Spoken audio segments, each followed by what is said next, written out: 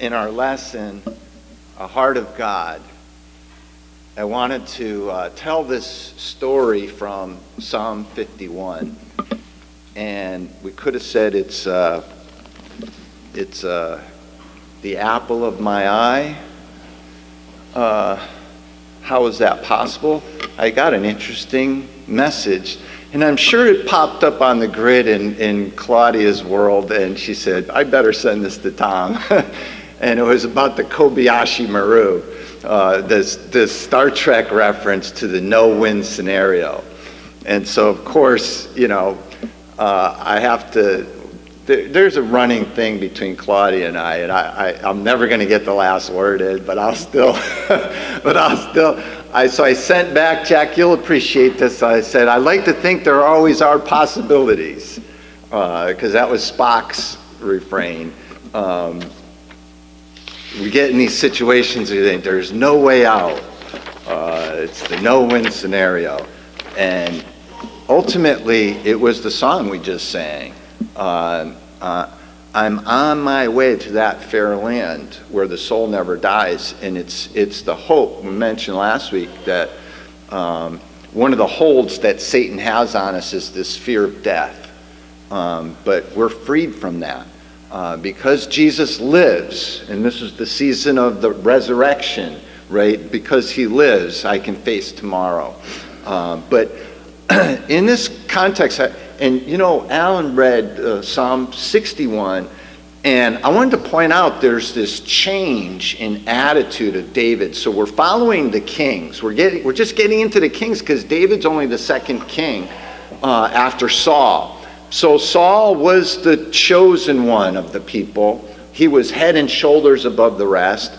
And he started out pretty good, but then pride gets him and he gets his own anger. And so he's replaced by a man after God's own heart, which was this shepherd boy, David, who would be king. And we would call him the runt of the litter. But God saw something in David. And I want us to see from this lesson today that David becomes a pattern for us. He should have been a pattern for the kings. But if you go back and you look at Psalm 51, Psalm 51 is a response to the episode. We're gonna read it really quick from 2 Samuel. It's David's sin with Bathsheba. David, who knew God's law, meditated on God's law, respected God's law, and then proceeded to break all of God's law. And gets to a point where he finally, I think, realizes, I'm going to point this out in his attitude in the Psalms, and you can see that shift as you read through the Psalms, that David got to a point where he realized, I can't fix this. I can't make this right. And if you look at the first four verses of Psalm 51 kind of set up the lesson outline for us today. But I'll read the title, actually. I actually have the heading, Create in Me a Clean Heart, O God. That was added for our benefit, but it says, to the choir master, a psalm of David, when, listen, Nathan the prophet went to him after he had gone into Bathsheba. He said, David now says, have mercy on me, O God. According to your steadfast love, according to your abundant mercy, blot out my transgression. Wash me thoroughly from my iniquity and cleanse me from my sin. For I know my transgression, and my sin is ever before me. Against you, you only have I sinned and done what is evil in your sight, so that you may be justified in your words and blameless in your judgment. And so, kind of the way I'm going to structure this is, number one, it's an appeal to God's mercy, of course. When we get to that no-win scenario where we realize now, I can't fix this. There's nothing I can do to make this go away and make this right. I can't write this. The last holdout is mercy. I certainly don't want justice. I want mercy. And in the first part of that psalm is, have mercy on me, O God, according to your steadfast love, according to your abundant mercy. Blot out my transgression. But I mentioned it last week, and here's one of the hardest things that we have to do if we're going to get a heart for God and really understand what God has done for us.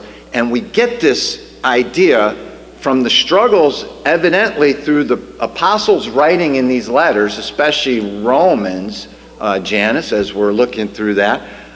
In Romans, it's pretty clear that Paul is making an argument to the Jews saying Christ's sacrifice was enough. Our job is to accept it. So we have the mercy of God, and only when we recognize that is our heart really ready to accept what God presents to us. In Psalm 51:2, he says, wash me thoroughly from my iniquity and cleanse me from my sin. God does that. Our struggle is, do we really accept it? Verse 3 of this psalm says, for I know my transgression and my sin is ever before me. So that's an awareness. And like I said, I mentioned this in our classes during the week, is that when does somebody who's struggling with an addiction, when does the recovery begin? When can it begin? Only when you acknowledge you need help. Until you get there. So there's the mercy of God, there's this acceptance of our condition, but then there has to be this awareness. And then the final point in verse 4, against you only have I sinned and done what is evil in your sight, so that you may be justified in your words and blameless in your judgment. It's something that David didn't fully grasp before, but now it's this full assessment. So we have this mercy, acceptance, awareness, assessment. David was the shepherd of Israel. That's why God chose him. He chose him out of the perspective that David had as a shepherd. And Psalm 17, and here was the contrast I wanted to point out, with Psalm 17, in fact, I gotta go there. I don't have, the verses I want to look at are 8 and 9, but Psalm 17, back when David, the early Psalms, as David is writing these Psalms, you notice he starts out Psalm 17, hear a just cause, O Lord, attend to my cry, give ear to my prayer from lips free of deceit. And so many of the Psalms of David started out with, God, hear me, take care of me because I'm righteous. I'm justified in what I'm doing. And I know you'll answer me because of that, and God does. But David needed to finally come to terms. And then these later Psalms, after David has this horrible time, it shifts. And now he has a new perspective that we're going to look at. But he says, in Psalm 17, 8 and 9, he says, keep me as the apple of your eye. And what was that? It was Israel was the apple of God's eye. He already said that, but so is David, a man after his own heart. Keep me as the apple of your eye. Hide me in the shadow of your wings from the wicked who do me violence, my deadly enemies who surround me. In Proverbs 7, 1 and 2, it was this theme of the Proverbs to instruct the young men, sons, to grow up in wisdom. He says, son, keep my words and treasure up my commandments with you. keep my commandments and live, keep my teaching as the apple of your eye. So you see, if God says, if you will be my people, I'll be your God, and vice versa. And there we have it. But I love that term, the apple of God's eye. But I said, David started out, he's the shepherd. In Psalm 1 and 2, he said, blessed is the man who walks not in the counsel of the wicked, nor stands in the way of sinners, nor sits in the seat of scoffers. But his delight is in the law of the Lord, and on his law he meditates day and night. And that idea to meditate on it is to consider it. And I said, you think of, eventually summer will come here, and we'll enjoy a summer evening where you can sit outside and contemplate the stars. But think of the shepherd boy who's out all night with the sheep and has a lot of time on his hands to contemplate. But this idea to meditate on God's law is what David needed to understand, was to fully appreciate it's not just the wisdom of God, but wisdom ultimately, if we're going to apply it, is to recognize how it applies. And so it's often said that you don't fully understand something until you can explain it to somebody else, right? Because we, like I said, Juan, right? Intellectually, we can read books on success and we can understand and say, yeah, I got it. But until we do it, until we do the steps, we're like, oh, now I understand. And then all these sayings that we hear, they take on greater meaning.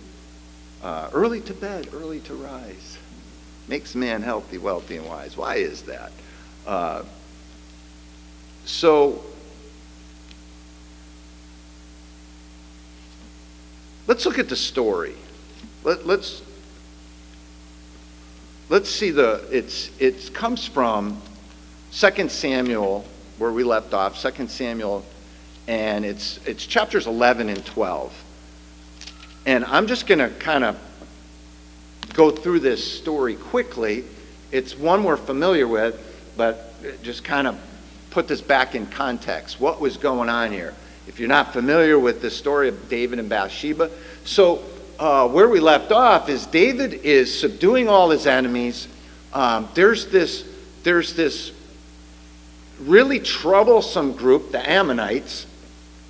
And remember I said that Joab, he's David's man, military guy. He's he's David's champion, and he's out there and he's fighting these battles. But Amnon, the Ammonites, were giving Israel a real hard time. And it was the last great victory that Israel really needed. And so, but chapter 11 starts out, and you may have the heading, this is David and Bathsheba. And who knows if you ever watched the movie. But the idea was, it's springtime, and it's the time for kings to do battle. But David, for some reason, decides to stay home, and he's got a lot of confidence in Joab. Joab's out there. He says, you go out there, do your thing. For whatever reason, David stays home, and one day he's out, and he catches the eye of this beautiful woman. Her name is Bathsheba. David,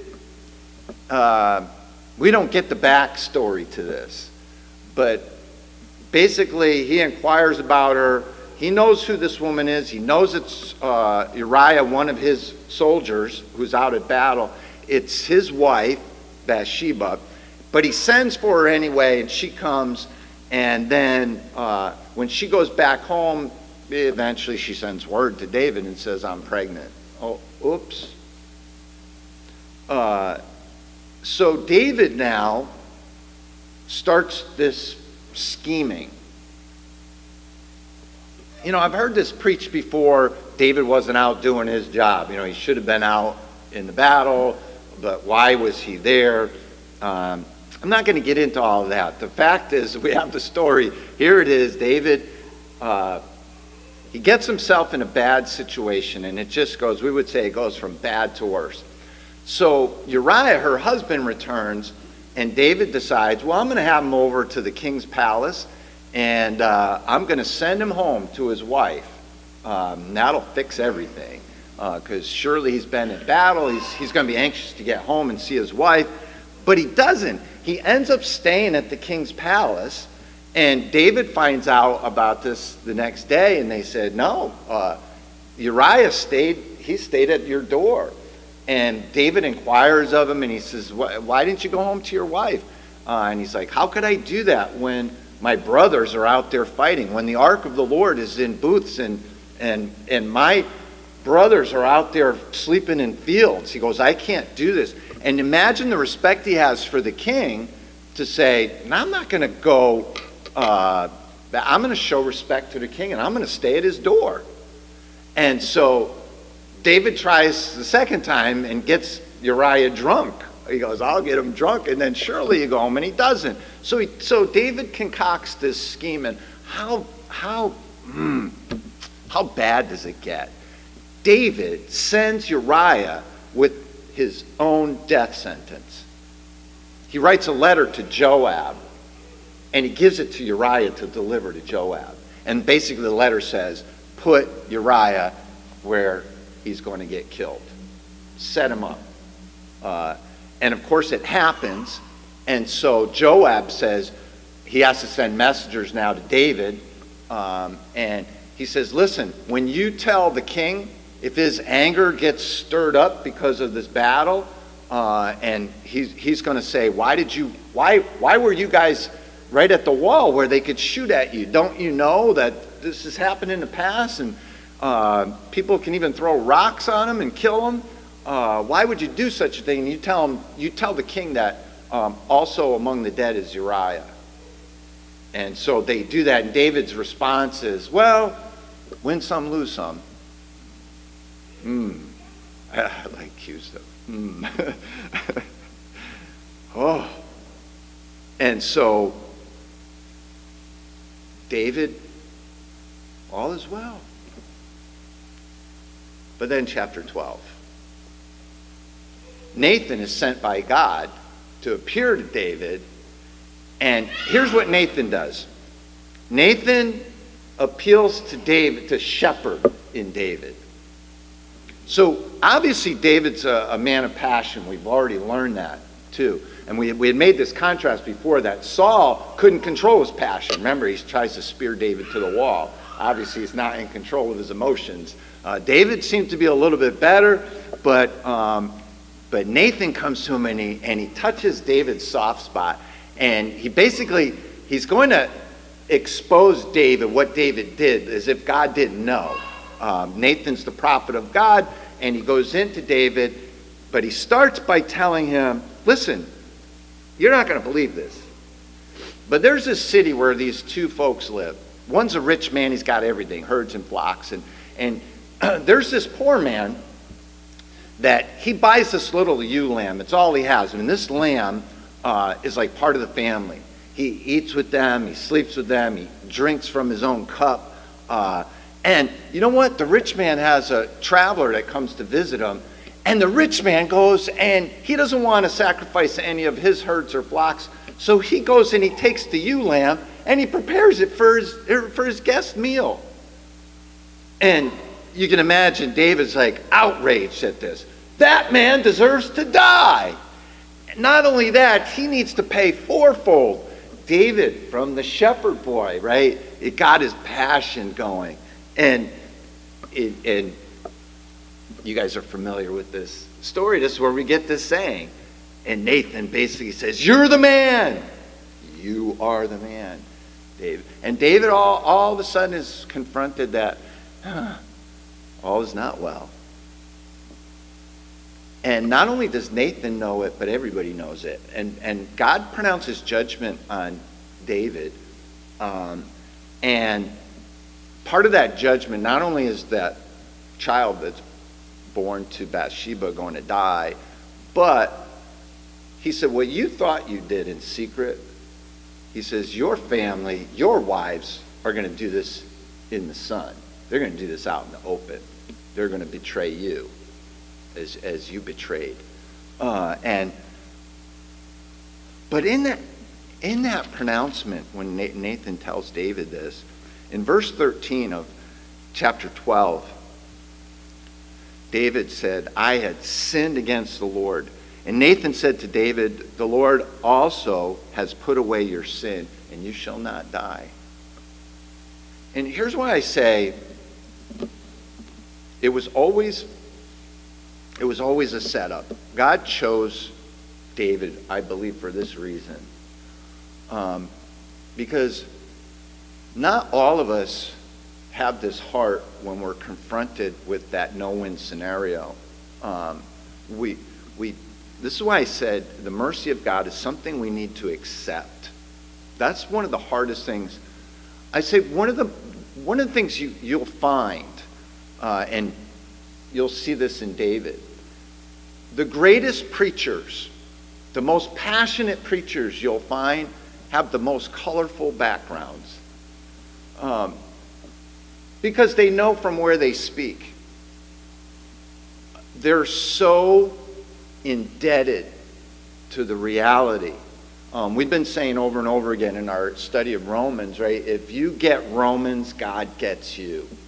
And David is one of the examples that's used, that Paul uses, to appeal to the Jewish contingent, to say, listen, and we've been mentioning this, Isaiah started out his whole prophetic utterance in Isaiah chapter 1 by saying, listen, Judah, God's not pleased with your sacrifices at all. It's not the sacrifices. And I think what was happening wasn't just, the sacrifice itself. It was the attitude that the Jews adopted, that I'm righteous because I did the sacrifice. We call it self-righteousness. God he put the remedy there, if you will, and we took the remedy, and because of it we say we're righteous. No, you're not righteous because you do the sacrifice. You're righteous when you obey God. When you trust God that He's got this, then your sacrifice will be acceptable. And David needed to learn. It was a hard lesson, but he learned it and he became passionate. And that's why the Psalms shift. And now David's Psalms are plea, God, by your mercy. And you see that even when David gets angry with God, and a lot of the Psalms start out, God, how could you do this? Or why would you do this? But they end in, to God be the glory. Because God is righteous. It was in the law, right? It was back in Deuteronomy, as Moses gave the law, and this was kind of this was a re-utterance in Deuteronomy chapter 9, 4 through 7. Remember, Moses got the commandments from God, but while he's up there getting the commandments, the Israelites were at the bottom of the mountain saying, hey, what happened to Moses? Let us make a god for ourselves. And they make this golden calf. And Moses intercedes for the people because God wanted to wipe them out. God says, Moses, get up, get back down there. He says, because I'm going to destroy them. And Moses pleads on their behalf.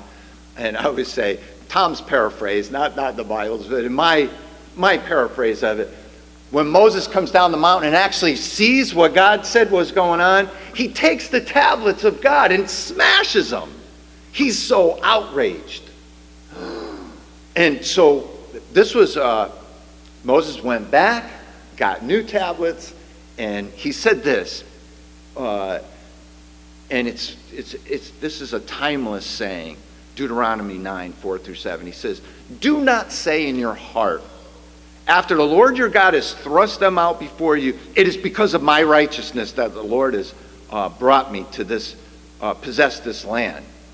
Whereas it is because of, it's because of the wickedness of these nations that the Lord is driving them out before you. Don't ever think it's your righteousness. And verse 5, he says, not because of your righteousness or uprightness of your heart are you going in to possess the land, but because of the wickedness of these nations, the Lord your God is driving them out before you. and that he may confirm the word that the Lord swore to your fathers, to Abraham, to Isaac, to Jacob. Know therefore that the Lord your God is not giving you this land to possess because of your righteousness, for you are a stubborn people. Remember and do not forget how you provoked the Lord your God to wrath in the wilderness from the day you came out of the land of Egypt until you came to this place. You have been rebellious against the Lord. And so he says in chapter 10, verse 16, circumcise therefore the foreskin of your heart and be no longer stubborn. And then in Moses' farewell address in Deuteronomy 30, in verse 6, he says, and the Lord your God will circumcise your heart and the heart of your offspring, so that you will love the Lord your God with all your heart and with all your soul, that you may live. We're going to go through these. I get it, and then I don't get it. And then I do the things that God says, this is what happens to you. And then I do it, and then I get it again, and I say, now I got it. Now my heart really starts to love God in a way I couldn't before. So we're reading these stories in Genesis, and then the story gets reiterated, and then God tells it another way, and then we say, oh my goodness. But it's written for our instruction, for our learning. I believe it's what Paul had in mind when he penned this to the Colossians. It's Colossians 2, 11 through 14. Paul says, and because it's a process for all of us, if we're going to have a heart for God, we need to let God have his way with us.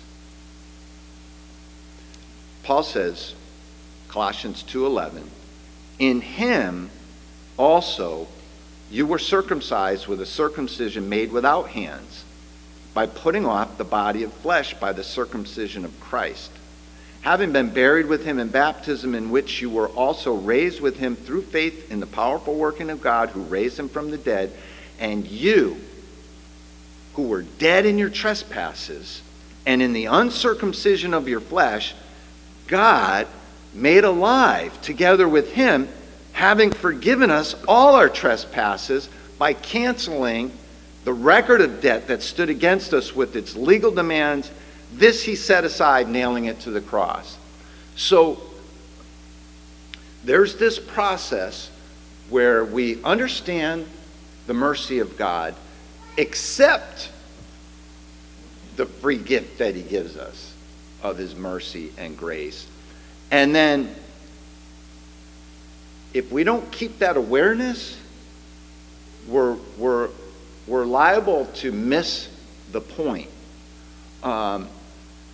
which is this ongoing assessment, which is this due diligence. Be diligent to live according to this word.